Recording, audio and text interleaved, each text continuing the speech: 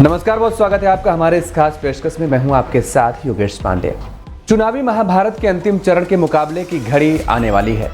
1 जून को इस चरण के मतदान के बाद फिर इंतजार 4 जून को इसके परिणाम पर रहेगा। पर इन सभी चरणों के चुनाव में विपक्षी दलों के कई तरह के आरोपों के बाद भी बीजेपी नेताओं ने मोदी के राशन और योगी के शासन के दम पर मतदाताओं को लुभाने का खूब प्रयास किया है। अब उनका यह प्रयास कितना सफल होता है, यह तो चुनाव परिणामों के बाद ही तय हो पाएगा। 18वीं लोकसभा के चुनाव में इस बार विपक्ष के सारे आरोपों प्रत्यारोपों पर मोदी का राशन और योगी का शासन के साथ अयोध्या में रामलला का मिला आसन भारी पड़ता नजर आ रहा है। इस बार के चुनाव में नेता से ज्यादा मतदाता अपना दिमाग लगा रहे हैं। मतदाताओं की खामोशी ने विपक्ष हो या सत्तारूढ़ दल, सभी की परेशानी पर बल डाल दिया है। हालांकि इस बार के चुनाव में मोदी सरकार द्वारा देश की 80 करोड़ जनता को दिया जाने वाला मुफ्त में राशन और मुख्यमंत्री योगी का भयमुक्त शासन अन्य सभी मुद्दों पर अभी तक भारी दिखा। कुछ जानकार मानते हैं कि महिलाओं ने एक तरफा बीजेपी के पक्ष में मतदान किया है। यहां राम मंदिर के नाम पर तो धर्म चला, लेकिन राशन और शासन के मुद्दे पर जाति और धर्म की सभी सीमाएं टूट गईं। लोकसभा चुनाव में 6 चरणों के चुनाव अब तक संपन्न हो चुके हैं और हर चरण में अनेक मुद्दे आए और ये मुद्दे सतह पर आए और अगला चरण आते आते पीछे भी हो गए। कभी पाकिस्तान का मुद्दा छाया, तो कभी 370 का, तो कभी पश्चिम बंगाल का। जो राम को लाए हैं हम उनको लाएंगे के बाद विपक्ष आया तो राम मंदिर पर बुलडोजर चलाएगा की भी बात हुई। भ्रष्टाचार, संविधान बदलने और आरक्षण समाप्त करने पर आरोप प्रत्यारोप, विकास, राम भक्त और रामद्रोही रामलला को वापस टेंट में भेजने, राम मंदिर पर बुलडोजर चलवाने, ऐसे ही न जाने कितने मुद्दे आए और समाप्त भी हो गए। अयोध्या में श्री राम मंदिर निर्माण का मुद्दा राम भक्तों की आस्था का केंद्र बना हुआ है। 500 साल बाद राम मंदिर निर्माण होना और मंदिर में रामलला की विराजमान होने से जनता का एक वर्ग खासा खुश है और उसके लिए जो राम को लाए हैं हम उनको लाएंगे ही है, बाकी सब मुद्दे गौर हैं।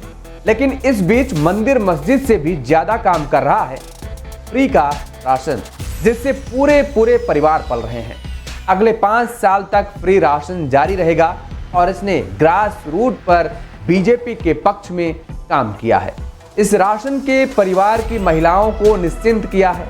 जाति धर्म से अलग समाज के एक बड़े वर्ग को राशन मिलने से उसके जीवन की बड़ी मुश्किलें भी हल हुई हैं।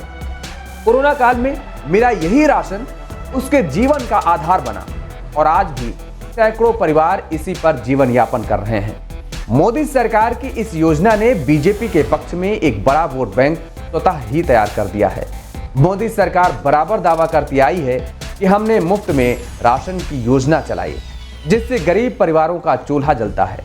उज्ज्वला का सिलेंडर और अब पाइप से गैस, नल से जल, जो कभी गरीब का सपना हुआ करता था, उसे साकार होते देख महिलाओं का एक बड़ा वर्ग बीजेपी के पाले में खड़ा नजर आ रहा है और पहले चरण से लेकर 6वें चरण तक वोट भी पड़ चुके हैं और अब 7वें और अंतिम चरण के मतदान तक बीजेपी नेता हर चुनावी सभा में इन्हीं बातों का बखान भी करते नजर आए।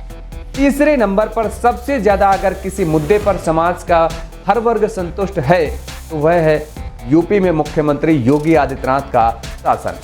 योगी के शासन से महिलाएं, युवतियां, उद्योगपति से लेकर समाज का एक बड़ा वर्ग बेहद संतुष्ट दिखाई दे रहा है और सबसे बड़ी वजह है कि अब योगी के राज में गुंडों की जगह जेल में है। माफिया, बाहुबली तो अब बचे ही नहीं हैं। जो बचे भी हैं वे भयग्रस्त होकर शांत बैठे हुए हैं। पहले प्रदेश की कानून व्यवस्था का यह आलम था कि उद्योगपति यहां आने से डरते थे।